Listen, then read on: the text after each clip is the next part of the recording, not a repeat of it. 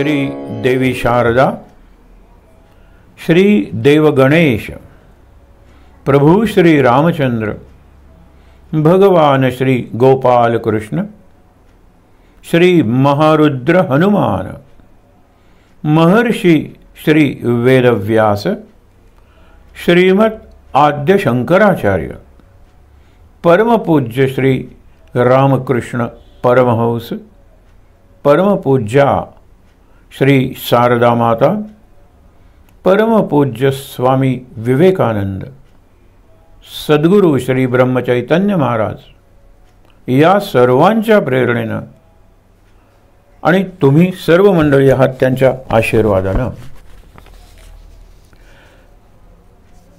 आपण काल रामकृष्णांच्या जीवनातला एक पहिला अध्याय बघितला. कुठला अध्याय बघितला की ते दक्षिणेश्वरला आले. नंतर दक्षिणेश्वरच्या मंदिराबद्दल, ती राणी रासमणी, तिच्या चारित्र्याबद्दल, तिच्या जीवनात घडलेल्या तेजस्वी प्रसंगांबद्दल आपण काल बघितलं होतं. आज तिथून पुढे रामकृष्णांचा चरित्र प्रवाह सुरू करणार होता. पण त्यापूर्वी काही श्लोक म्हणूया, माझ्या नंतर म्हणायचे. स्थापकाय च धर्मस्य सर्वधर्मस्वरूपिणे अवतार वरिष्ठाय रामकृष्णाय ते नमः. शारदा माता, यथाग्नेर्दाहिका शक्ति रामकृष्णे स्थिता हिया सर्वविद्या स्वरूपां तां शारदां प्रणमाम्यहम्. पवित्रं चरितं यस्याः पवित्रं जीवनं तथा पवित्रता स्वरूपिण्यै तस्यै कुर्मो नमो नमः. विवेकानंद, नमः श्री यतिराजाय विवेकानंद सूरये सच्चित् सुख स्वरूपाय स्वामिने तापहारिणे. हा सुंदर त्यांच्या चरित्रावर आधारित श्लोक आहे. विश्वाचार्यं जगद्वन्द्यं विवेकानंद रूपिणां वीरेश्वरात् समुत्पन्नं सप्तर्षि मंडलागतं ज्ञानभक्ति प्रदातारं पद्माक्षगौरविग्रहं ध्यायेत् एवं ज्योतिःपुञ्जं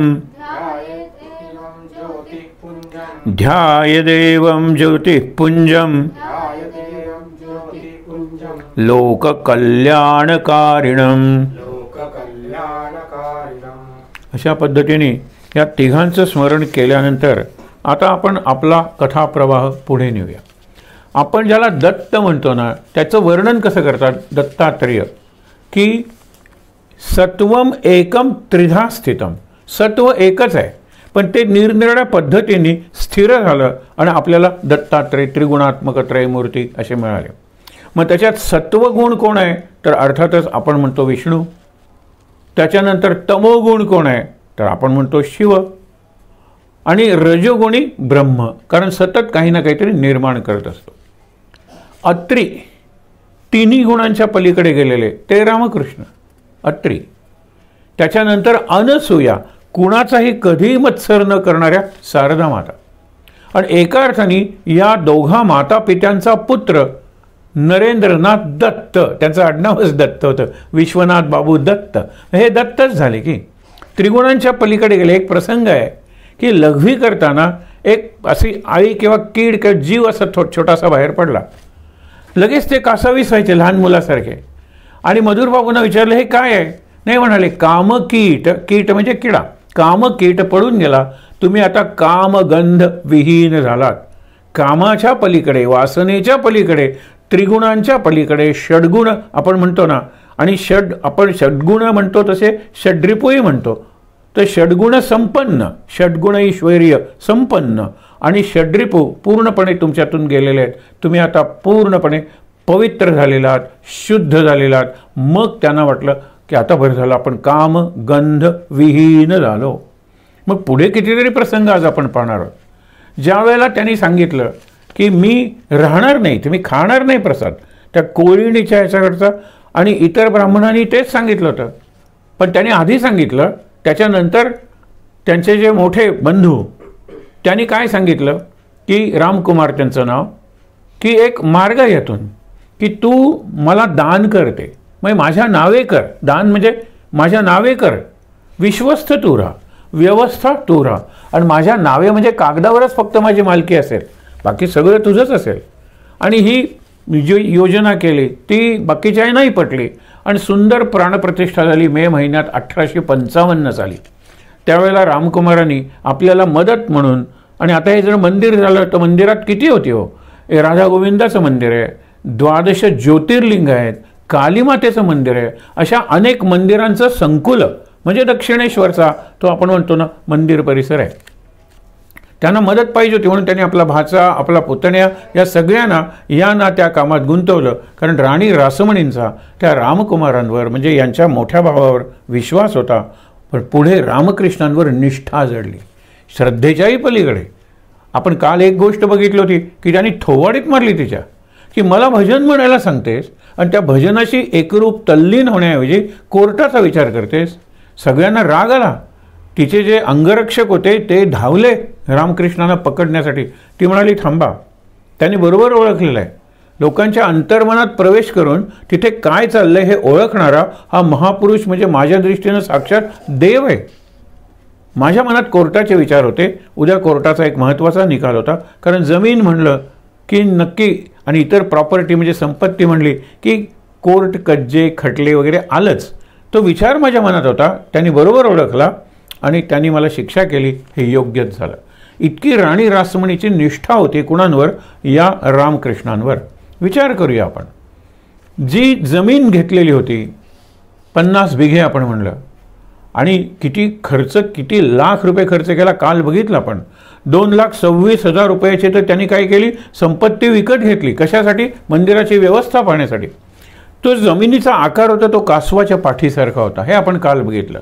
आणि उपासनेला हा अत्यंत चांगला असा आकार आहे. कूर्मावतार जो आहे ना, लक्षात ठेवा, ती कासवाची जी पाठ आहे, ती कासवाच्या पाठीचा उपयोग काय झाला अमृत मंथनाच्या वेळेला, ते घुसळायला, तो मेरू पर्वत घुसळताना तो खाली समुद्राच्या तळाशी जात होता. वासुकीची दोरी होती, मेरू पर्वताची रवी म्हणजे मंथा होती, आणि मंथन करताना त्याला खाली आधाराची गरज होती. ती विष्णू भगवानांनी कूर्म अवतार घेऊन गेले. मग कासवाची पाठ आहे ना, ती अमृत निर्मितीसाठी आवश्यक आहे. आता कुठलं अमृत? अर्थातच नामामृत. त्यांनी सांगितलंय, रामकृष्णांनी सुद्धा अनेक प्रकारचे योग आहेत, अनेक प्रकारची साधना तंत्र आहेत. त्यांनी स्वतः सगळी करून बघितली, पण शेवटी सांगितलं आजच्या काळात विशेषतः गृही म्हणजे गृहस्थ प्रापंचिकांना नामस्मरण आणि भक्ती हाच मार्ग सोपा आहे. भक्ती आणि भक्तीचंही एक साधन नामस्मरण हा सगळ्यात सोपा मार्ग आहे. हे त्यांनी सांगितलं. त्याला महत्त्व काय? सगळ्या साधनांचा त्याने अनुभव घेतला होता. तीच कथा किंवा तोच त्यांच्या जीवनातला अध्याय आपण आज पाहणार आहोत. कासवाचं दुसरं वैशिष्ट्य आपण बघितलं होतं, आणि हे त्यांच्या साधनेतूनही आपल्याला दिसतं. एक म्हणजे काय, अत्यंत संथ श्वसन असतं, त्यामुळे फार छान आरोग्य राहतं आणि दीर्घायुष्य मिळतं. यांचं श्वसन संथ उपासनेतून साधनेतून झालं होतं, पण नंतर घशाचा कर्करोग म्हणतात, कॅन्सर असा त्याग, आत्तासुद्धा तो असाध्य आहे. आत्तासुद्धा तो भयंकर क्लेश किंवा वेदनादायी आहे. त्या काळात तर काय असेल, आयुष्य त्यांचं मधल्यात खुडून गेलं. पण ज्या वेळेला पहिल्यांदा सांगण्याचा, कासवाचा सहज उल्लेख आला म्हणून सांगतो, पहिल्यांदा रात्री नरेंद्र ज्या दिवशी राहिला दक्षिणेश्वरला, एरवी ते दिवसा यायचे, सत्संग करायचे, ते नरेंद्रला म्हणायचं की तू गाणं म्हण, गाण्याच्या अर्थाशी ते एकरूप झालं की ते भावावेश, मग नरेंद्रला ते बरं वाटायचं आणि ते परत जायचे घरी. सगळ्यांची घरं कलकत्त्याला होती. हे जे गुरुबंधू आहेत अशा वेळेला नरेंद्र एक रात्री घरी राहिला, शनिवार रविवार असेल, शनिवारी राहिला असेल. ते बाहेर आले, म्हटले हा कोणाच्या श्वासाचा आवाज आहे. बघितलं तर नरेंद्र झोपलेला आहे आणि त्याचा श्वास असा असा चाललेला आहे. ते म्हणाले हा अल्पायुषी आहे, याच्याकडून मोठं कार्य कालीमाता करून घेणार आहे, पण याला आयुष्य जास्त लाभणार नाही. आणि पुढे त्यांना अनेक रोग झाले, पण त्याच्यात महत्त्वाचा रोग हा दमा हाच होता, श्वासाचा रोग. आणि त्यामुळे त्यांचं आयुष्य पुरतं 40 वर्षाचंही नव्हतं. हे लक्षात घ्या तुम्ही. म्हणून कासवाचा आणखीन एक विशेष काय आहे की दृष्टी आहे ना कासवाची, ती अमृत दृष्टी आहे. रामकृष्णांची दृष्टीच तशी होती की रामकृष्णांची दृष्टी आपल्यावर पडावी म्हणून लोक निरनिराळ्या मार्गाने त्यांच्या समोर येऊन बसायचे, त्यांचं दर्शन घ्यायचे, त्यांच्यासमोर रेंगाळायचे. त्यांची दृष्टी ही मातृमंगल दृष्टी, अमृत दृष्टी होती, जशी कुर्मीची किंवा कासवीची असते. म्हणून कासवाच्या पाठीसारखी ती भूमी, आणि तिथे यांनी आपली साधना सुरू केली. लक्षात घ्या की ज्या दिवशी प्राणप्रतिष्ठा झाली, काल आपण शेवटी पाहिलं होतं, पंचकृषीतले सगळे लोक तुष्ट झाले अगदी जेवून. एक व्यक्ती जेवली नाही, ती म्हणजे ही गदाधर. त्यावेळेला ते रामकृष्ण झाले नव्हते, गदाधर. कारण का? कोळीणीच्या घरचं अन्न मी खाणार नाही, कोळीणीच्या घरी मी कुठलाच संबंध ठेवणार नाही. म्हणून त्यांनी केलं काय, तांदूळ घेतले आणि गंगेच्या पाण्यात शिजवले आणि खाल्ले भात. गंगेच्या पाण्याला ते ब्रह्मवारी म्हणायचे. म्हणजे जसं मानस सरोवराला ब्रह्मसरोवर म्हणतात, काल आपण बघितलं, तसे ब्रह्मवारी म्हणजे अत्यंत पवित्र असं हे पाणी आहे. त्याच्यात शिजवल्यानंतर कुठली अशुद्धता अपवित्रता राहत नाही. त्याप्रमाणे झालं. पण नंतर रामकुमारांनी त्यांना पटवून दिलं की अरे आता हे मंदिर आपल्या नावे झाले की नाही, हे आपलं मंदिर आहे, तेव्हा तू इथे पूजा स्वीकारली पाहिजेस. कुठल्याही शिवाची पूजा स्वीकार. मागे आपण बघितलं होतं की शिवाचा रोल करत होते, भूमिका ते महाशिवरात्रीला, आणि ओम म्हणल्यानंतर त्यांची समाधी लागली. त्यावेळेला ते म्हणाले मी काली मातेची आई आहे ना, ती आईपासून मी दूर आहे, तेव्हा मी आईची म्हणजे काली मातेची सेवा करतो, हरकत नाही. ते तिथे पूजक म्हणून लागले, अर्चक. बाकीच्या देवळांची पूजा करायला रामकुमार आणि त्याचे इतर नातेवाईक भाऊ वगैरे सगळे छान पूजा वगैरे चाललेली होती. यांच्या मनात काय आलं की ही माझ्याशी बोलत का नाही देवी, दगडाची कशाला पूजा करायची. आपण ते गाणं म्हणतो, लोग कहते हैं भगवान खाते नाही, आणि आपण म्हणतो भिलनी की तरह हम खिलाते नाही. पण त्याच्याहीपेक्षा आपलं जवळचं उदाहरण आहे ना, नामदेवाचा नैवेद्य जो पांडुरंगाने खाल्ला, नामदेवासारखा निग्रह, आणि एक तू केलं नाहीस तर मी नक्कीच डोकं फोडेन, हे त्या पांडुरंगाला कळलं. पांडुरंग दगड नाही आहे. आपण मागे बघितलं होतं महाराजांच्या चरित्राच्या वेळेला, पंढरपूरचा पांडुरंग जर दगड असेल तर महाराज माणूस आहेत. काय अर्थ आहे बघा या वाक्याला. पण पंढरपूरचा पांडुरंग जर देव असेल तर महाराज ही देव माणूस, देवच आहेत साक्षात, साधा माणूस नाहीत या देहातला. तर तसं लक्षात घ्या की हिने माझ्याशी बोललं पाहिजे. म्हणून ते अक्षरशः तिच्याशी झगडत होते, भांडत होते, स्वतःची छाती बडवून घेत होते, नाक घासत होते, आणि त्यामुळे छाती काय व्हायची, छाती लाल झाली होती आणि नाकातून रक्त यायचं त्यांच्या. ते रडायचे, ओरडायचे, का नाही मला दर्शन देत. शेजारी अनेक मंदिर होती, तिथे संध्याकाळी आरतीच्या वेळेला घंटाध्वनी सुरू झाला की ते अगदी आर्त होऊन आईला म्हणायचे, काली मातेला, की माते एक दिवस संपला ग आयुष्यातला, आजही तू दर्शन दिलं नाहीस, केव्हा दर्शन देणार आहेस. गडबडा लोळायचे. ही यांची साधना पाहायला काही लोक यायचे. लोकांना हा माणूस वेडा वाटायचा. राणी रासमणीच्या कानावरही जात होतं. सुरुवातीला एकदम काही तिला रामकृष्ण म्हणजे देव माणूस किंवा साक्षात देव दिसले नाही. ती बघत होती, बघूया काय करतोय, कारण हा भांडतोय तर कालीशी भांडतोय. त्याचा उद्देश काय की काली जिवंत झाली पाहिजे, काली माझ्याशी बोलली पाहिजे, मी कालीशी व्यवहार केले पाहिजेत, कालीने मला मार्गदर्शन केलं पाहिजे, कालीने मला प्रत्यक्ष दर्शन दिलं पाहिजे, कालीने माझा नैवेद्य स्वीकारला पाहिजे, माझ्या फुलं माळून घेतली पाहिजेत, हे सगळं जिवंत पाहिजे मला काली. काही दिवस गेले, काही महिने गेले, हे यांचं आर्त किंवा उत्कट अशी भक्ती वाढतच गेली. अशा वेळेला एक दिवस ते म्हणाले आता मात्र खूप झालं. तिच्या हातात निरनिराळी शस्त्र दिलेली होती. त्याच्यातलं खड्ग म्हणजे तलवार. तलवार त्यांनी काढली. आत्ताच्या आत्ता मला जर दर्शन दिलं नाहीस, याला निर्वाणीचा इशारा म्हणतात, अल्टिमेटम आपण म्हणतो ना, तर मी माझं मस्तक उडवून टाकेन. आणि त्यावेळेला त्यांचा आवेश किंवा आविर्भाव असा असला पाहिजे की कालीला त्या दगडात दिव्यत्व जे होतं तिलाही खरं वाटलं की हा खरंच आपलं डोकं उडवेल. आणि म्हणून एक निळा किंवा सुंदर ज्योतिष समुद्र असं वर्णन केलेलं आहे. ते खाली पडले भावावेशात वगैरे, आणि अशा वेळेला एक समुद्र प्रकाशाचा आपल्याला अवतीभोवती आहे आणि त्या समुद्राची एक लाट आपण झालेलो आहोत. म्हणजे कालीमाता जर तेजाचा समुद्र असेल सिंधू, तर मी तसा एक बिंदू आहे किंवा एक तरंग आहे, एक लाट आहे. आणि मला एवढा आनंद झाला, कालीमाता प्रत्यक्ष माझ्यासाठी जिवंत झाली, चेतनामयी झाली, चैतन्यमयी झाली. आणि तेव्हापासून त्यांचं ते संपलं. तरीसुद्धा अधूनमधून ते असं भांडत होते, आज का तुझा आज बघत नाहीस माझ्याकडे, बोलत नाहीस माझ्याकडे, हे त्यांचं व्हायचं. लोक बघायला जमायचे हे. पण ते काय म्हणायचे, तुम्हाला लाज नाही वाटत? लोकांनी विचारलं की तुम्हाला तुमच्या वस्त्राचं भान नसतं, गडबडा लोळत असतात, रडत असता तुम्ही कालीमाते कालीमाते म्हणत. ते म्हणाले, खरं सांगू का, अवतीभोवती लोक असतात, मला ते सावल्या दिसतात. अलीकडच्या भाषेत बोलायचं असेल तर व्हर्च्युअल डॉल्स, या पडद्यावर आपल्याला टी व्हीच्या ज्या भावल्या दिसतात ना, तशा भावल्या आणि सावल्या मला ती माणसंच दिसत नाहीत. अरे हा तो होय, हा तो होय असं म्हटल्यानंतर मला लाज वाटेल ना. मला तुमच्या सगळ्या सावल्या दिसतात. You are like shadows. हा एक महत्त्वाचा भाग होता. सबस्टन्स कोण आहे तर मी सुद्धा नाही. कालीमाता हा सबस्टन्स म्हणजे हा गर्भ आहे, ते सत्व आहे, अर्क आहे, इसेन्स आपण ज्याला म्हणतो. फक्त कालीमाता, बाकीचे आपण सगळे तिच्या सावल्या होतो. मी ज्यावेळेला तिच्याशी एकरूप व्हायचो त्यावेळेला मी आणि ती एकच असायचो. तुकारामाचा अनुभव काही निराळा नाही. जे अत्यंत आर्त जवळचे भक्त असतात त्या सगळ्यांचा हाच अनुभव असतो. मग ही त्यांनी जी उपासना केली, जी सांगतात की 55 साली त्यांनी जर सुरू केली असेल तर साधारणतः 2-3 वर्ष 58 साली त्यांच्या जीवनात पुढच्या उपासनेचं पर्व घडलं. 59 साली म्हणा, ते फार मोठं पर्व होतं, 3 वर्ष टिकलेलं. हे आहे 2-3 वर्ष त्यांचा हा अनुभव होता. या मधल्या काळात त्यांच्या वर्तनात जो फरक पडला तो आपण नंतर बघणार आहोत. आधी ही उपासना बघूया. पंचवटी त्यांनी तिथे तयार केली, 5 मोठे वटवृक्ष, त्याच्यात अशोक आहे, आपण त्याला औदुंबर म्हणतो. कुठलेही 5 मोठे वृक्ष ते जर असे जवळजवळ लावले तर जी एक सुंदर अशी तयार होते सावली वगैरे झाडं त्यांची, तर ती त्याला पंचवटी. तिथे त्यांनी झोपडी बांधली असेल, पण पंचवटी ते स्थान असं होतं. कब्रस्थान वाटायचं लोकांना. रात्री कोणी जायला तयार नसायचं, तिथे ते रात्री अपरात्री जायचे. दोघांनी तरी परीक्षा बघितल्या.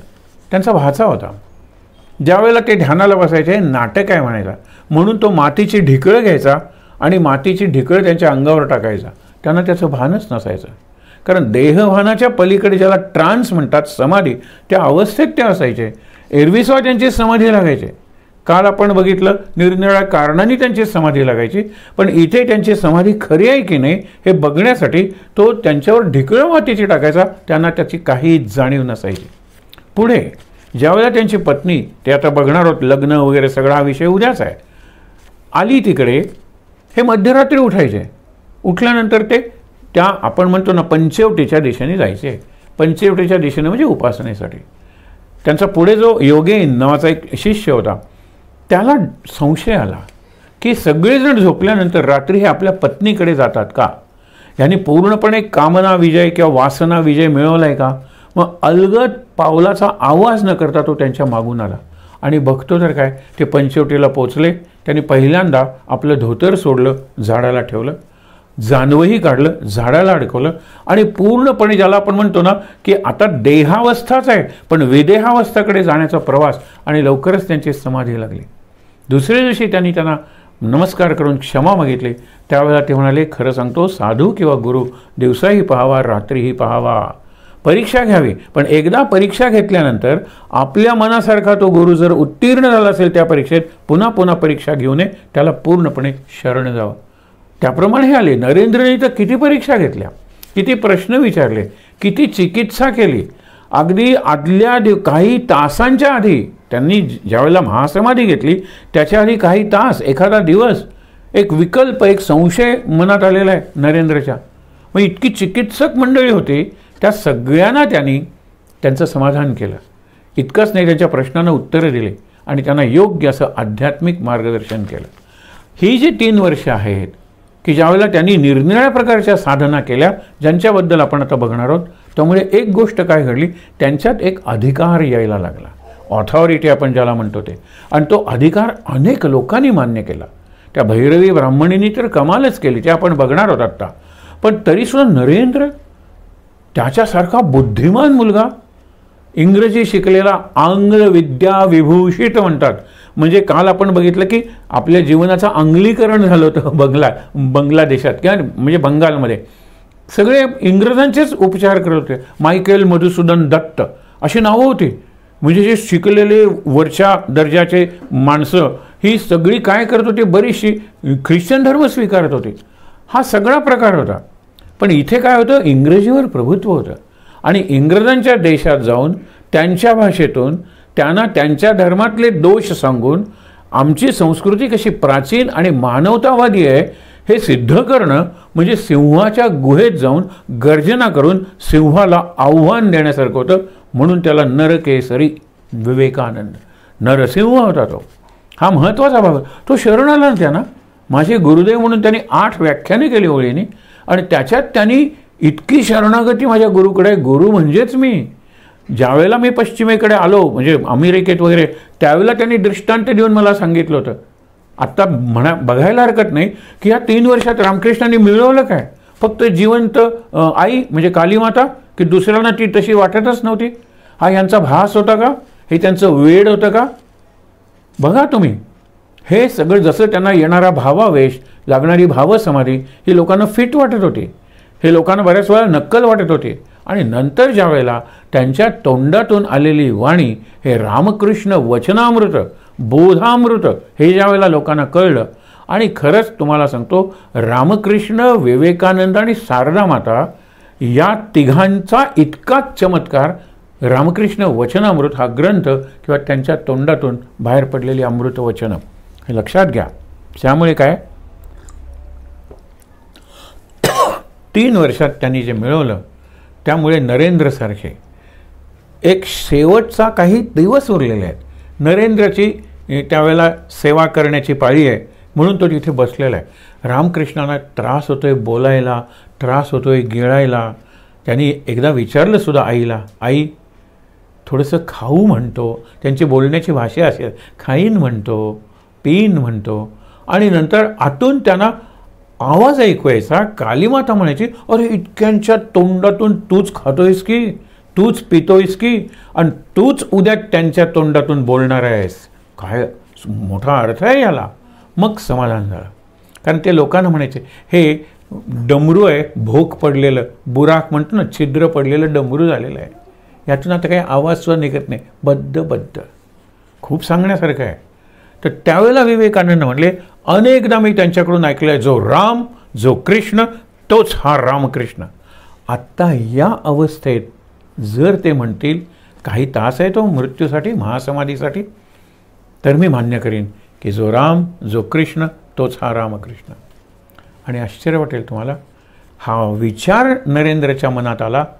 त्यांनी अत्यंत वेदना होत होत्या, कुशी बदलली आणि मंद आवाजात म्हणले, नोरेन अजूनही संशय. अरे जो राम, जो कृष्ण, तोच हा रामकृष्ण.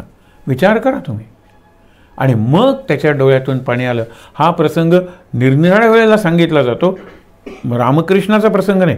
हे बघितल्यानंतर त्यांच्या घशातून जे रक्त, पू असं दूषित असं जे द्रव्य भरलेला ग्लास होता, तो म्हणाले मी गटागटा पिऊन टाकला. लोकांच्या देहदृष्टीला काय होतं, ते घाण होतं, दूषित रक्त. पण मला ते अमृतासारखं वाटलं. आणि ज्या क्षणी मी तो ग्लास रिकामा केला पोटात, त्या क्षणी मला खात्री आली की मी माझ्या गुरूंना आत्मसात केलेला आहे. आय हॅव, आपण म्हणतो ना की इंटरनलाइज्ड माय गुरु, माय मास्टर. आता मीच ते. आणि नंतर त्यांनी सांगितलं ना की माझ्यानंतर नोरेन हा तुमच्या माझ्या ठिकाणी असेल आणि शारदा ही तुमची आई असेल. म्हणजे घरी जाऊ नका तुम्ही. आता हेच माता पिता, माझ्यानंतर नोरेन. केवढा अधिकार होता. 2.5 वर्ष ही मुलं त्यांच्या सहवासात होती, ती सुद्धा काही पूर्ण वेळ नाही. आणि नंतर ते हे बोलत होते, पण त्यांना बोलताना त्रास व्हायचा. पुढे बोलणं अगदी कमी झालं होतं. पण एवढ्या काळात त्यांनी एवढा बदल घडवला या मुलांच्यात. म्हणजे पश्चिमेकडून पूर्वेकडे आणलं त्यानं आणि पूर्वेकडून त्यांना ध्यानसाधनेने सिद्ध करून पुन्हा पश्चिमेकडे पाठवलं. हे लक्षात घ्या, हे केवढं मोठं कार्य आहे. म्हणजे आपल्यालाही सामान्य माणसं वाटतात, पण सामान्य नाहीत. असामान्य वाटतं, आपण नमस्कार करतो, पण त्यांना समजून घेतलं पाहिजे, त्यांच्या कार्याचं स्वरूप समजून घेतलं पाहिजे. नरेंद्र बुद्धिमान होता, नरेंद्र शिकलेला होता, नरेंद्रचं व्यक्तिमत्व चांगलं होतं, सगळीकडे जाणारा तो होता. ह्यांचं काय हो, हे असं वस्त्र वगैरे घेतलेलं, पण त्यांचं हास्य बघा, त्यांचं जे हसणं आहे ना, ते हसणं खरंच एका लहान मुलासारखं आहे, ज्याला आपण म्हणतो निष्पाप निरागस असं हास्य आहे ते. आणि ते होतेही तसेच. काल उल्लेख केला होता की 5 वर्षाचं वय होतं त्यांचं. लहानपणी हट्ट करायला लागले ना ते मोठेपणी, वय लहान होतं, की रात्री 11 वाजता म्हणायचे मला संदेश ही बंगाली मिठाई आहे, जसे रसगुल्ले वगैरे आहेत ना, आत्ता पाहिजे म्हणजे हात पाय आपटायचे, रडायला लागायचे. आणि नरेंद्र म्हणाला त्यावेळेला दक्षिणेश्वर म्हणजे कलकत्त्याच्या या बाजूला इकडे तसं एकही दुकान नाही आणि यांना तर मिठाई पाहिजे. म्हणजे नाव करून जाऊन हलवायला उठवून बऱ्याच वेळेला ते संदेश आणावे लागायचे आणि ते खाल्ले की यांचं समाधान व्हायचं. हा बालक भाव होता. अनेक वेळेला हे अवघड आहे. 50व्या वर्षी 5 वर्षाच्या मुलासारखं मन, मी बुद्धीबद्दल म्हणत नाही, तुम्ही म्हणतात 50व्या वर्षी 5 वर्षाचे म्हणजे हा रिटार्डेड आहे, हे मतिमंद पोरग आहे, हे काही नॉर्मल नाही आहे, हे नाही आहे, हे मती आणि गती याच्या पलीकडची गोष्ट आहे की लहान मुलाचा जो भाव आहे, लहान मुलाचं जे मन आहे ते अजून माझ्यात आहे. हा फार महत्त्वाचा संदेश रामकृष्णांनी आपल्या वर्तनातून, जीवनातून आपल्या शिष्यांना आणि शिष्यांच्या माध्यमातून जगाला दिलेला आहे. की तुम्ही बघा ना, आतलं मूल कशाला मारता, आणि आज इथून पुढच्या काळात तर ते आवश्यक आहे की मी माझ्यातलं मूल जिवंत ठेवलं, शैशव, तर मला जीवनाला फार चांगल्या पद्धतीने सामोरं जाता येणार आहे. जाऊ दे, विषय वाढेल म्हणून सांगत नाही. तर रामकृष्णाने ही जी उपासना केली पंचवटीत सुंदर, पहिला अश्वत्थ पिंपळ, नंतर वटवृक्ष, नंतर शंकराचा म्हणून बेल आणि आवळीचं झाड यांना प्रिय होता, कारण हे विष्णूसारखे होते. एकतर विष्णूचा प्रसाद गयेच्या गदाधराचा म्हणून यांचं नाव गदाधर ठेवलं होतं, राम आणि कृष्ण. आणि पुढे जो उपासनेत एक आत्ताच सांगतो, पुढे विसरेन म्हणून, की ते म्हणायचे की मला कृष्णाची राधा भावनेनं, मीरा भावनेनं मधुराभक्ती करायची होती. मधुराभक्ती म्हणजे काय, की कृष्ण माझा पती आणि मी पत्नी, त्याला कांता भाव म्हणतात. तो कांत आणि मी त्याची कांता, मग त्याची सगळी सेवा करणार. पतीला परमेश्वर माना म्हणून तुम्ही सांगता, मी परमेश्वराला पती मानलं तर काय बिघडलं. हे मीरेचं जे विधान आहे ना, मधुराभक्तीची व्याख्या आहे. स्त्रीला ते सहज असतं, पुरुषाला त्यांना वस्त्रही स्त्रीची करावी लागतात, बऱ्याच वेळेला कुंकू लावावं लागतं, फुलं माळावी लागतात, हे सगळं करावं लागतं. माझं पुरुष पण हे या मधुराभक्तीच्या आड आलं.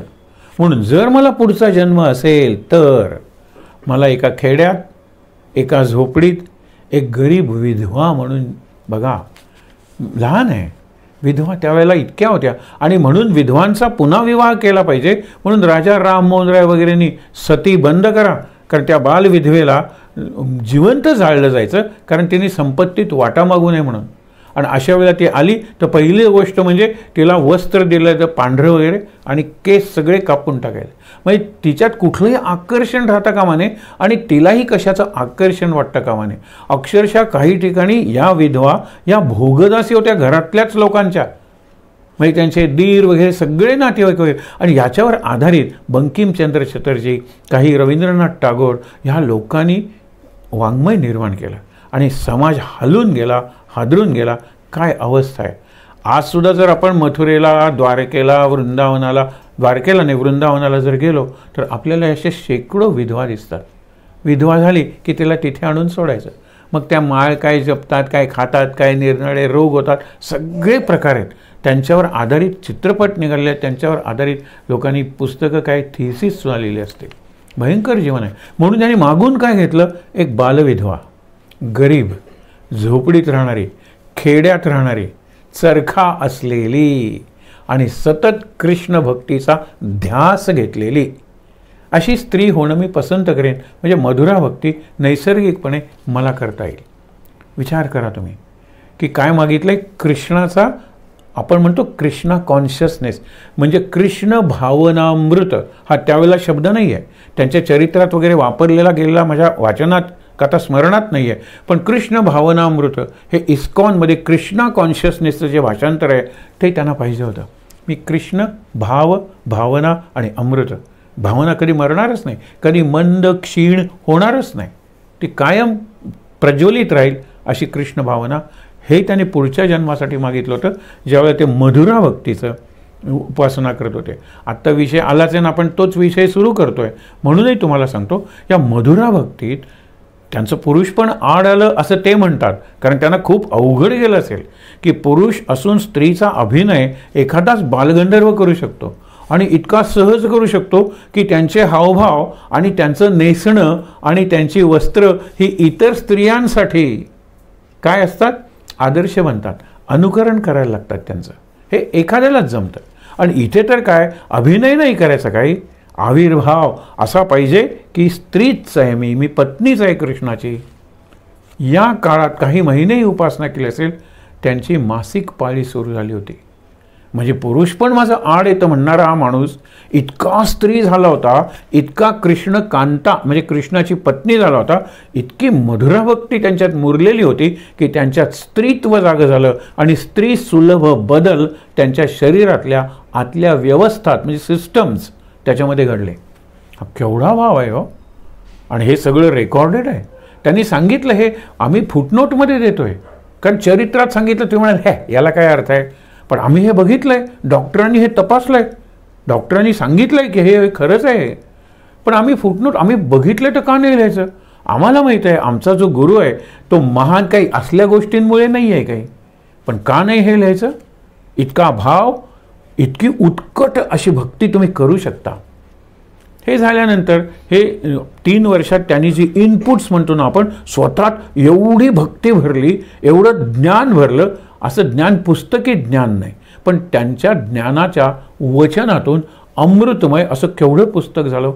हे काय लिहितोस रे तू, शारदा माता विचारतात. त्या म्हणजे महेंद्रनाथ गुप्त, माझं नाव गुप्त राहिलं पाहिजे, गुप्त हे त्यांचा आडनाव, म्हणून त्यांनी फक्त श्री म्हणूनच त्यांनी ते पुस्तक डायरी लिहून घ्यायचे, ते तिथे हजर असायचे. त्यांची पहिली भेट वगैरे आपण नंतर बघणार आहोत. विचार करा, श्री म्हणून त्यांचं चरित्र आहे, काय 15-16 खंड आहेत त्याचे. श्री नावाचं एक संस्थान त्यांनी केलेलं आहे त्यांच्या शिष्यानी, आणि ते ऋषितुल्य व्यक्तिमत्व.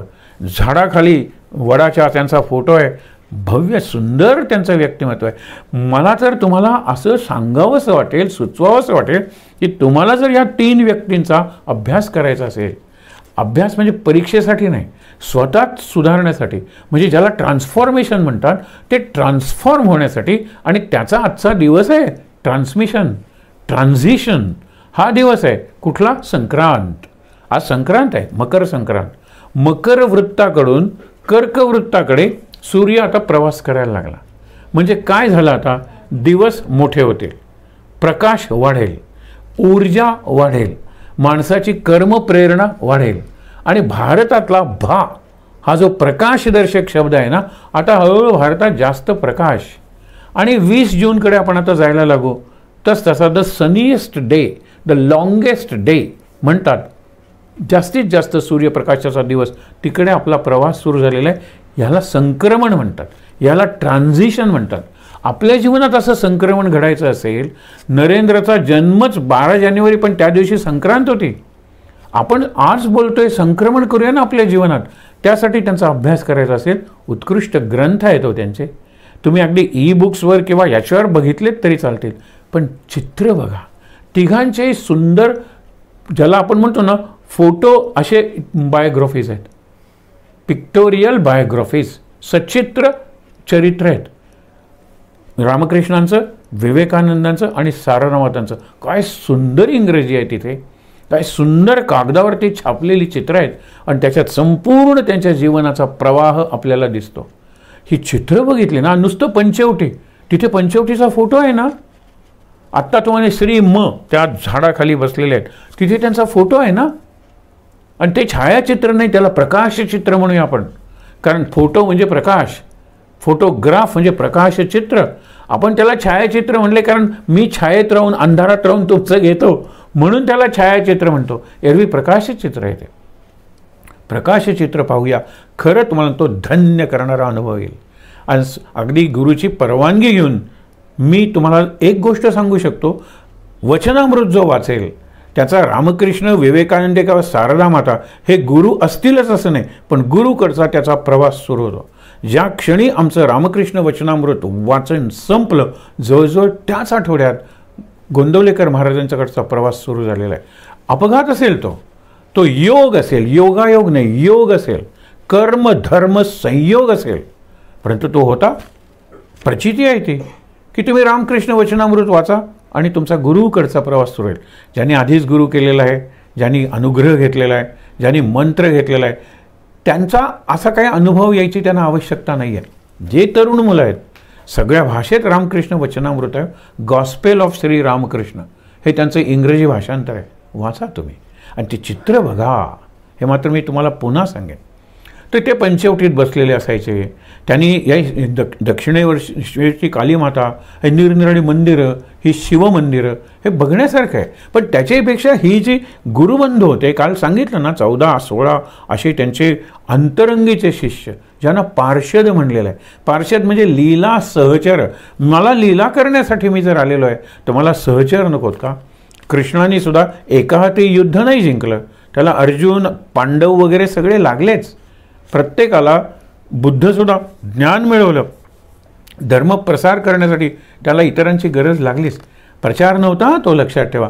शांती, करुणा, प्रेम याच्यावर आधारित काय होतं, प्रसारच करायला पाहिजे. म्हणून अशोकाने संघमित्रा आपली मुलगी, महेंद्र आपला मुलगा, त्यांना ब्रह्मदेश, सिलोन, त्यावेळी म्हणजे श्रीलंका या देशात पाठवलं. बुद्धाचं तत्त्वज्ञान, बुद्धाचा संदेश घेऊन. हे फार महत्त्वाचं असतं.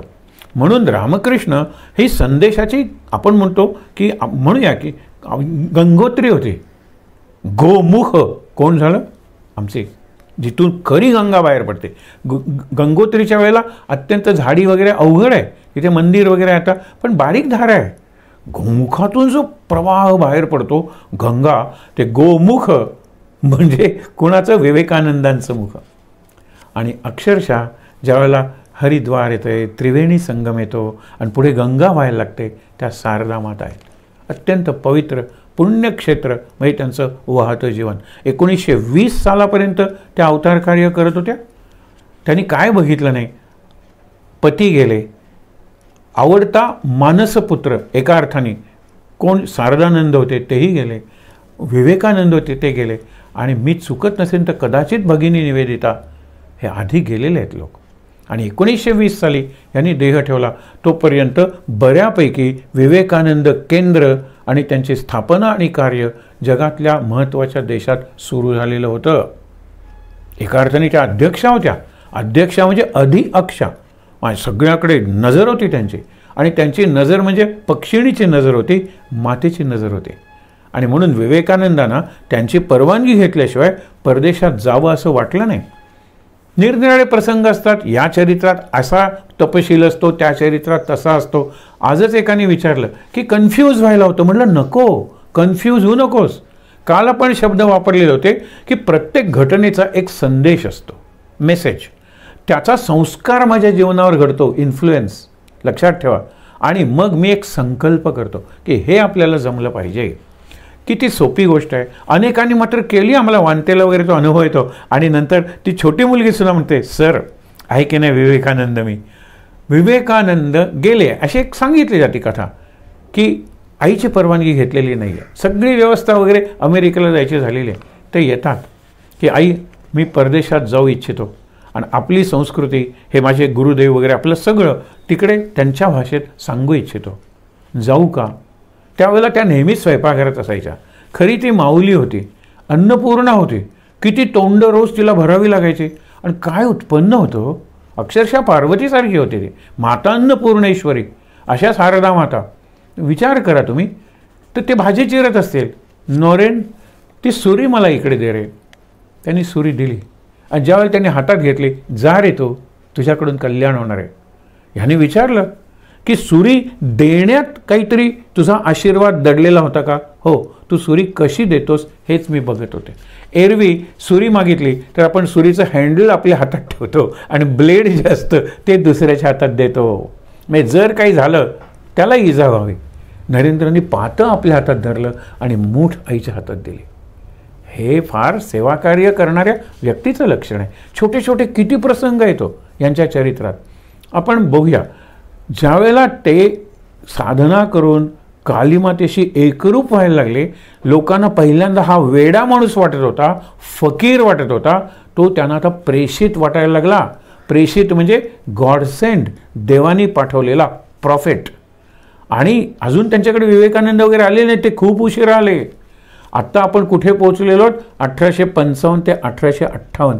आणि 1859 साली लोक बघतच राहिले असं एक दृश्य. त्या गंगेच्या तीरावर एक नाव लागली आणि नावेतून एक स्त्री उतरली. तेजस्वी, साधनायुक्त, म्हणजे साधिका जिला म्हणता येईल, खूप साधना केलेली, गोरी पान, अत्यंत सुंदर, लाल वस्त्र घातलेली भैरवी ब्राह्मणी. आल्या आल्या ती म्हणली, हां तू इथे आहेस तर. 3 जण तयार होतील असं मला सांगितलं होतं. त्यापैकी 2 जण मी तयार केले, पण ते सिद्धींच्या मागे लागले. त्यातल्या एकाने तर रामकृष्णांना अंधार रात्री आपल्या पाठीतून जरा ज्ञानेश्वरांनी पाठ तापून ते मांडे मुक्ताईनी भाजले होते, आठवतं ना तुम्हाला? त्यांनी सांगितलं काही घाबरू नकोस, जसे मोटारीचे हेडलाईट्स लावतो ना तसे यांनी हाइंड लाईट्स म्हणूया पाठीतून प्रकाश दिला. त्यावेळेला रामकृष्ण म्हणले, अरे सिद्धी वाया घालवतोस रे, यांनी काय साधलंस तू? मी गेलो असतो ना, मार्ग माझ्या पायाखालचा आहे. त्या 2 सिद्धीमुळे ते वाया गेले, प्रसिद्धीच्या मार्गाला लागले. कुठेतरी धनेशणा म्हणजे पैशाची इच्छा त्यांच्या मनात निर्माण झाली. पण ह्याच्याकडून मात्र माझं काम होईल. 3 वर्ष या भैरवी ब्राह्मणी, ती मध्यमवयीन होती. अहो काय तेज होतं तिचं, लोक बघितल्यानंतर बघतच राहायचे तिच्याकडे. तंत्र, तांत्रिक, अघोर पंथाची उपासना करून यांच्या 64 तंत्रांचा विकास करण्यासाठी जणू काही तिची योजना झाली होती. ती म्हणती, मला सांगितलं गेलं 3 जण या गंगेच्या काठाला आहेत, दोघांनी मला निराश केलं, मी तुझ्याकडे आता आलेले आहे. 64 तंत्र आहेत ना, त्या तंत्रांचा विकास यांनी यांच्या देहात केला. एक एक तंत्र सहन करणं म्हणजे काय प्रचंड कठीण गोष्ट आहे ती. रूपांतर होतं तुमचं, भावांतर नाही, रूपांतर होतं, शरीर ट्रान्सफॉर्म होतं. हे लक्षात घ्या, अवघड आहे. 3 भाव जर एका वेळेला, म्हणजे वात्सल्य भाव आहे, सख्य भाव आहे, दास्य भाव आहे, कांता भाव आहे, पुत्र, सगळे निरनिराळे भाव आहेत. हे 3 भाव जर एकत्र आले ना एकाच्या देहात, मनात, जीवनात, व्यवहारात, तर त्याला महाभाव म्हणलेलं आहे. यांच्या देहात एकाच वेळेला 19 भाव होते. ती म्हणाली, मलाही आश्चर्य वाटतं. जे त्यांना शिकवायला आले ना त्यांच्याकडून हे शिकले, पण ते गुरु शेवटी काय शिकले की हा विद्यार्थी आपल्यापेक्षा मेधावी आहे, आपल्यापेक्षा तेजस्वी आहे आणि आपल्यापेक्षा अत्यंत नुसता बुद्धिमान नाही तर प्रतिभावान आहे. हे पुढे तोतापुरी आपण बघणार आहोत की ज्यांनी वेदांताचं त्यांना ज्ञान दिलं. पण या भैरवी ब्राह्मणीने पंचमकार साधना रामकृष्णानेच पुढे सांगितलेलं आहे. काय सुंदर उदाहरण आहे. लोकांनी सांगितलं सिद्धीबद्दल तुमचं काय मत आहे. त्यांनी पहिल्यांदा एक दृश्य दाखवलं. म्हणाले, मी शब्दांनी सांगतो, मी हे प्रत्यक्ष बघितलं. आईला म्हणलं, आई मला सिद्धी जर जमवून दे ना, 8 महासिद्धी, 8 उपसिद्धी किंवा गौणसिद्धी, मला सिद्धी दे ना, तुला काय अवघड आहे. असं मी दिवसभर सिद्धीसाठी तिचा हट्ट पुरव माझा तू म्हणून करत होतो. मी नंतर जात असताना एक अत्यंत सुंदर स्त्री, शालू नेसलेली, अलंकार घातलेली, देखणी, तेजस्वी, ती त्या विग्रह म्हणजे मूर्ती कुणाची, कालीमातेच्या मूर्तीतून बाहेर आली, जणू कालीमाताच. आणि मलाही सिद्धी द्यायला आलेली आहे, कारण स्वतः सिद्ध झालेली आहे, दागिन्यांनी वगैरे अत्यंत संपन्न समृद्ध झालेली आहे. तिने काय करावं, माझ्या जवळ आली, माझ्यासमोर बसली आणि तिने मलविसर्जन केलं. की बाहेरचं सगळं झगझगीत तुला दिसतंय ना, हे सिद्धी आहेत, पण सिद्धी मला विष्ठेसारख्या वाटतात. हे तिने मला सांगितलं. तेव्हापासून सिद्धींवरचा माझा विश्वासच उडला. पुढे विवेकानंदांना त्यांनी हाच वारसा दिला ना. विवेकानंदांच्या जीवनातला तो प्रसंग आपल्याला माहीत असेल. ज्यावेळेला ते परदेशातून आले त्यावेळेला सगळीकडे त्यांचं ते व्यक्तिमत्व, त्यांचा तो भगवा ड्रेस, इतके फोटो त्यांचे प्रकाशित झाले की लोक सगळीकडे ओळखायला लागले. एकदा ते गंगेच्या काठी उभे आहेत आणि अशा वेळेला एक साधू आला. तेच का तुम्ही विवेकानंद, ज्यांनी जग गाजवून सोडलं, आपल्या वक्तृत्वानं पश्चिम दिशा हलवून सोडली? ते म्हणाले, मला हो विवेकानंद म्हणतात. कशासाठी थांबलाय? पलीकडे जाण्यासाठी ना. मग जायला म्हणाले, नाव पलीकडे आहे, नाव इकडे यायची, मी वाट बघतोय. तुम्ही वाट बघता, मी तुम्हाला दाखवतो.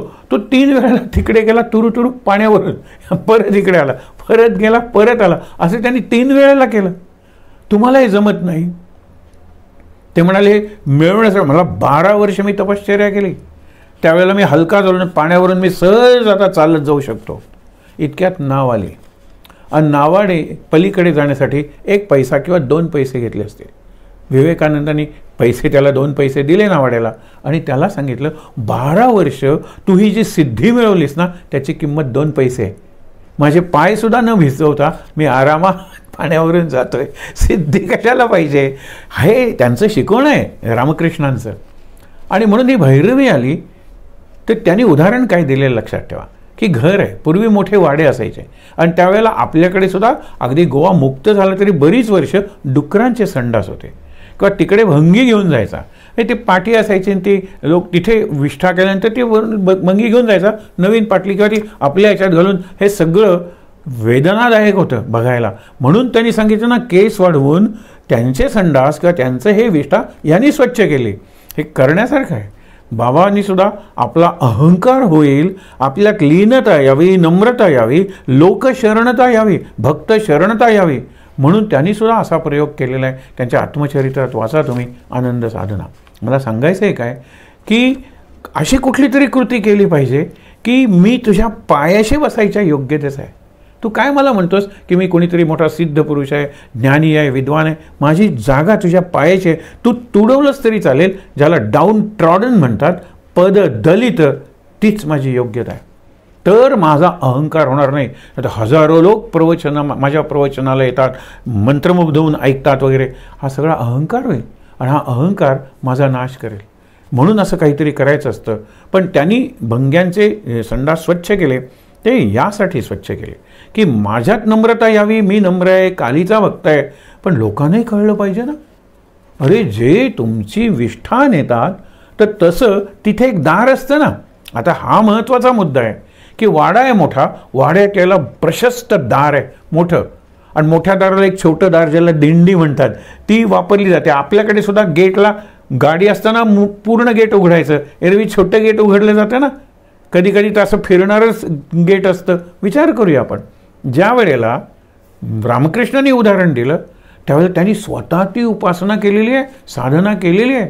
म्हणजे तांत्रिक साधना, अघोर पंथाची साधना ती कशी आहे?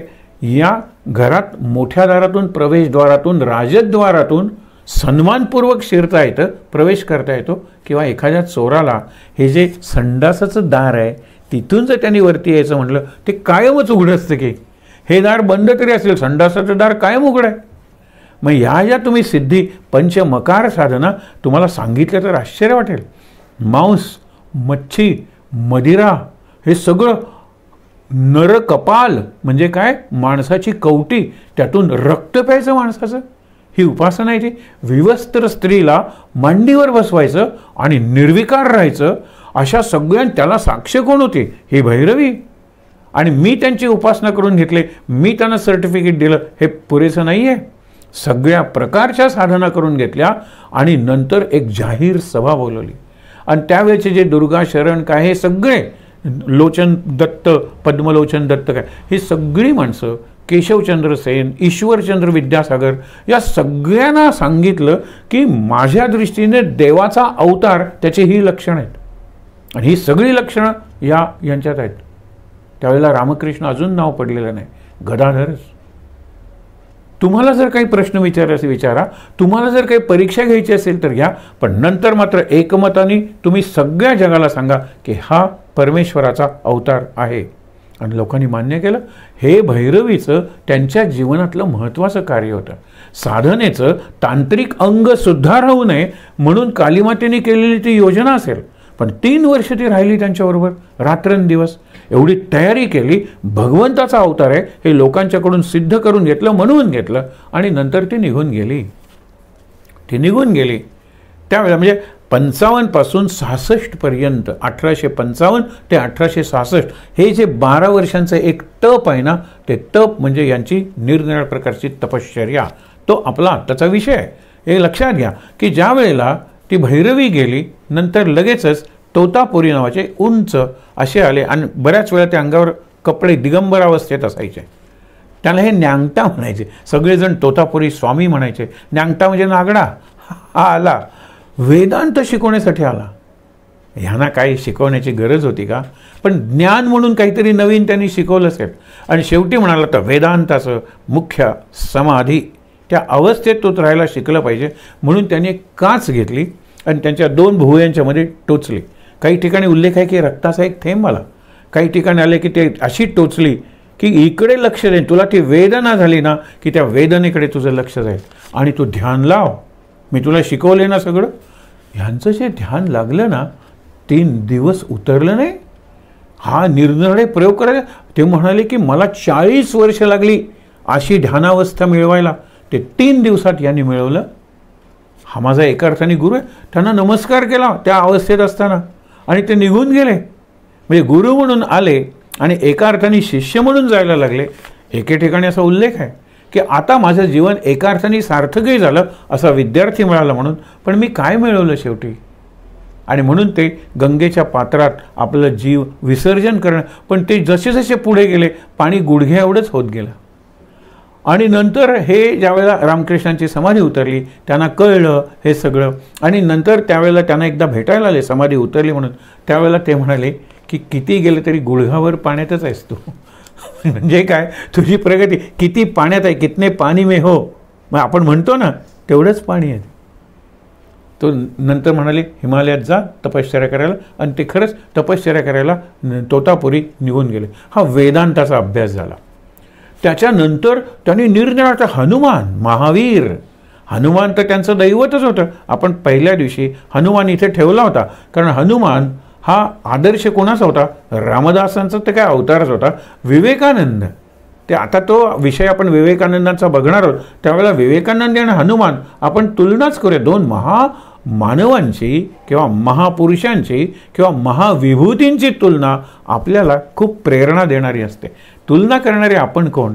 तुलना शब्दच चुकीचा आहे. पण आपण बघूया ना काय साम्य आहे दोघांच्या जीवनात.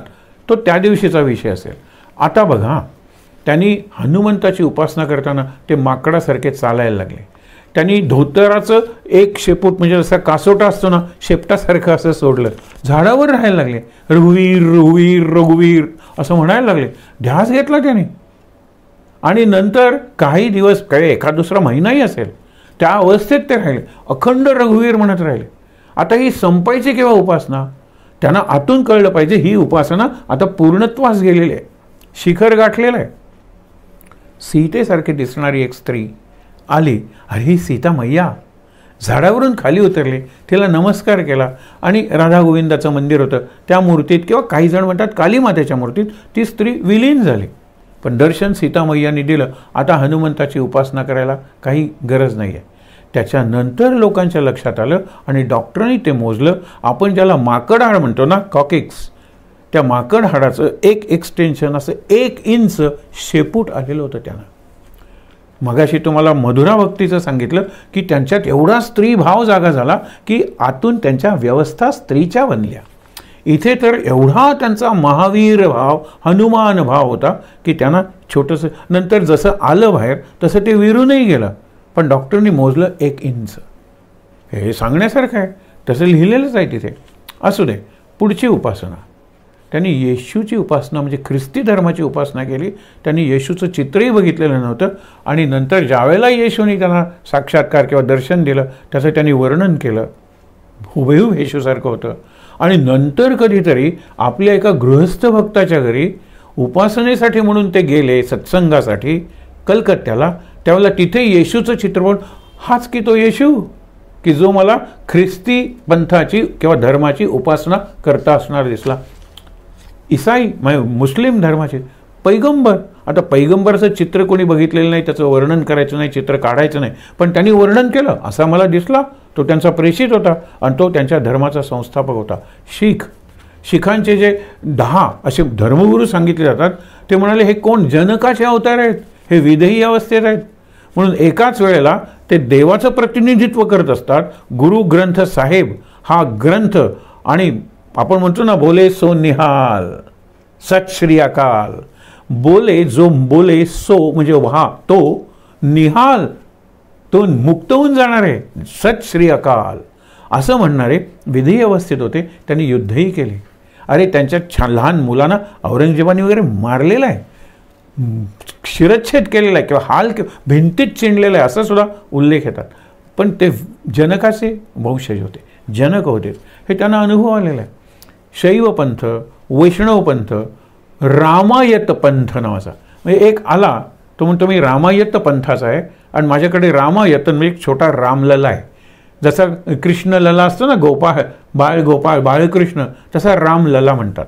अजूनही अयोध्येला जे मंदिर आहे रामललाचंच आहे. पुढे आता 1-2 वर्षात जे मंदिर मोठं होईल तेव्हा मोठ्या मूर्तींची स्थापना केली जाईल, पण रामलला म्हणजे छोटा राम, बालराम असेलच तिथे. तो एका तो पंथी, तो रामायत पंथी म्हणतात, त्यांनी ती मूर्ती आणलेली होती. तो त्या मूर्तीशी बोलायचा, त्या मूर्तीला नैवेद्य वगैरे दाखवून स्वतः खायचा. ह्यांना ती मूर्ती आवडली. राम आणि कृष्ण, मगाशी कृष्णाची भक्ती सांगितली, आता ही रामाची भक्ती. ते म्हणाले मला दे की रे. तर ते म्हणाले मी आहे तोपर्यंत तू कर.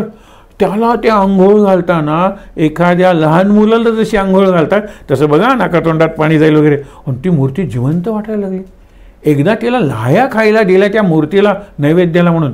आणि लाह्या कशा? साळ म्हणतो ना आपण, भात, त्या भाताच्या असतात आणि त्याला धार असते. काही ठिकाणी ती टरपलं उडतात की नाही फोलकट, तर त्या तशीच खाल्ल्यामुळे त्याची जीभ फाटली. आणि ते म्हणाले अरे रे मी काय केलं? त्यावेळेला तो म्हणला राहू दे रामलला तुझ्याकडे. विचार करा, एक जण तिथे आलं होतं त्या दक्षिणेश्वरच्या मंदिरात आणि अशी मोठी त्याची पोथी होती. म्हणजे या भिंतीवरून उलगडत गेली तर अशी तिथपर्यंत पानामागून पानं. तू म्हणतो एवढं तू रोज काय वाचतेस? नाही, तिथे राम राम राम राम एवढंच लिहिलं होतं सगळीकडे. तो म्हणाला मग एवढं लिहायला, हे लिहायला कशाला पाहिजे? नाही नाही, मी लिहिताना प्रत्येक वेळेला राम राम राम राम नवीन असतं नाम, आणि त्या नवीन नामाची जाणीव व्हावी म्हणून मी काय केलेलं असतं, हे केलेलं असतं. म्हणजे राम लिहिलेलं आहे तिथे. त्यांनी प्रत्येकाकडून काही ना काहीतरी ते शिकले.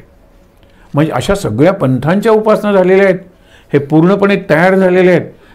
कुठे? 1866, 1855 ते 66 ही 12 वर्ष. आणि विवेकानंद वगैरे आले 1880 नंतर. मग ही जी 12 वर्ष होती ती त्यांच्या जीवनात कशी होती? याच काळात त्यांच्याकडं केशवचंद्र सेन वगैरे मोठी मोठी माणसं, बंगालमधली बुद्धिमान माणसं, प्रसिद्ध डॉक्टर, प्रसिद्ध नट, डायरेक्टर, नाटकाचे लेखक, हे सगळे शरण आले की होत्या ना. ह्या काळात त्यांनी स्वतःचा असा एक वर्ग तयार केला. ब्राह्म समाज आपण काल बघितला होता की मूर्तीपूजा नाही, हे तर प्रत्यक्ष मूर्तीची पूजा करत होते. आणि ब्राह्म समाजवाले केशवचंद्र सेन, त्यांनी सांगितलं तुम्ही तुमचं मत सोडू नका, पण दुसरं मतही बरोबर आहे असं तुम्ही समजा. हे खरंच शरण आले. केशवचंद्र सेन ज्या वेळेला गेले त्यावेळेला माझा उजवा हात गेला माझ्या शरीराचा, म्हणून 2-3 दिवस ते उदास होते. त्यांना खूप वाईट वाटलं. त्यांच्या मताचे नव्हते काही ते, पण त्यांना शरण आले होते. ईश्वरचंद्र विद्यासागर ही केवढी मोठी मंडळी आहेत, ती त्यांना आली होती. बंकिमचंद्र चटर्जींचा सुद्धा उल्लेख येतो त्यांच्या.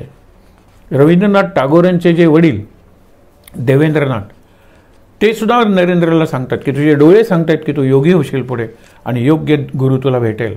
विचार करा तुम्ही, ही मंडळी, मोठी मंडळी शरण आली त्यांना. आणि नंतर ते आपल्या मुलांना बोलवायला लागले की किती वाट बघतोय. आणि नरेंद्र वगैरे ती सगळी मंडळी विशीत होती, हे लक्षात ठेवा. म्हणजे 23व्या वर्षी म्हणजे 1886 साली ज्या वेळेला रामकृष्णांनी महासमाधी घेतली त्यावेळेला नरेंद्रचं वय 23 वर्षांचं होतं. म्हणजे तो त्यांच्याकडे 2.5-3 वर्ष जर आला असेल तर विशीत असताना आला ना. मला वाटतं की त्यावेळेला तो ग्रॅज्युएट झाला असेल किंवा नुकता झाला असेल, होणार असेल.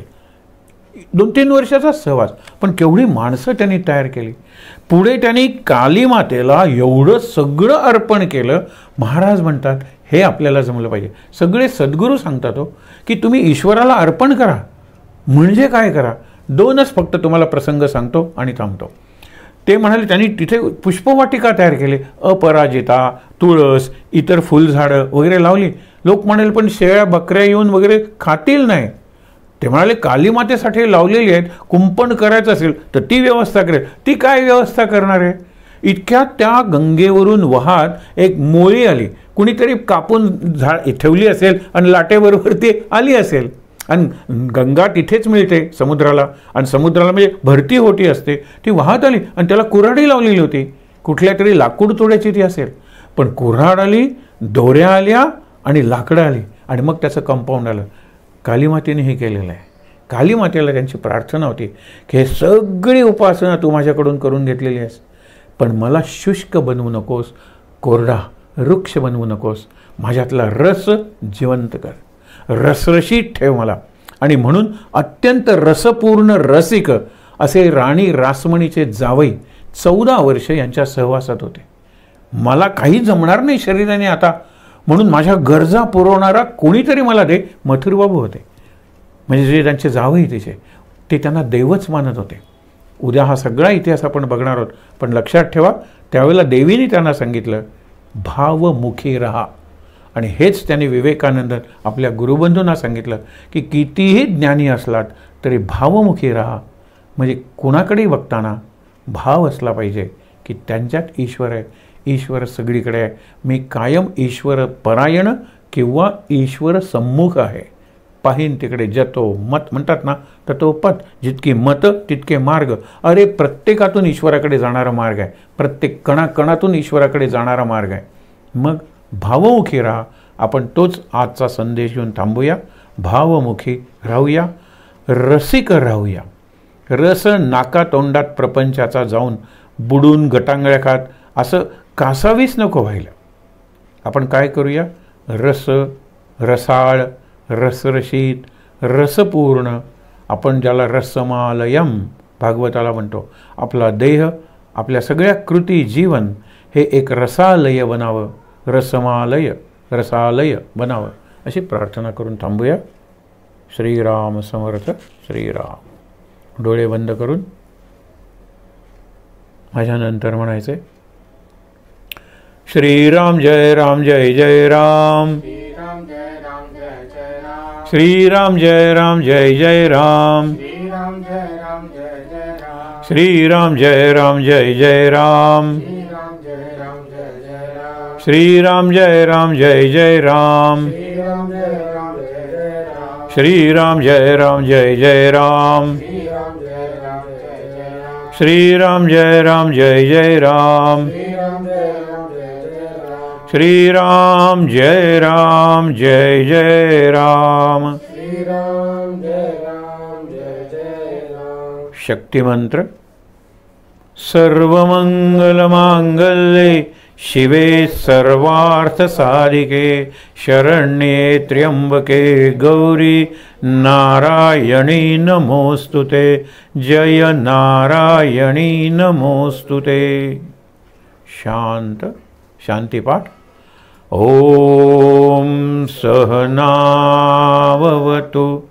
सहनौ भुनक्तु सह वीर्यं करवावहै तेजस्विनावधीतमस्तु मा विद्विषावहै. ओम शांति शांति शांति. 3दा दीर्घ श्वासोच्छ्वास.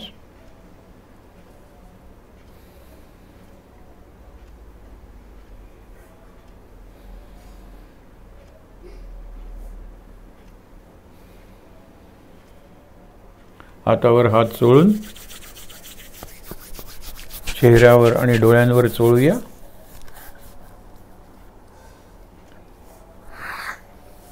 अगदी सावकाश डोळे उघडून शांतपणे प्रेमानं रामकृष्ण, शारदा माता आणि स्वामी विवेकानंद या त्रिवेणीचं दर्शन घेऊया. शांत आनंद. महाराज महाराज महाराज.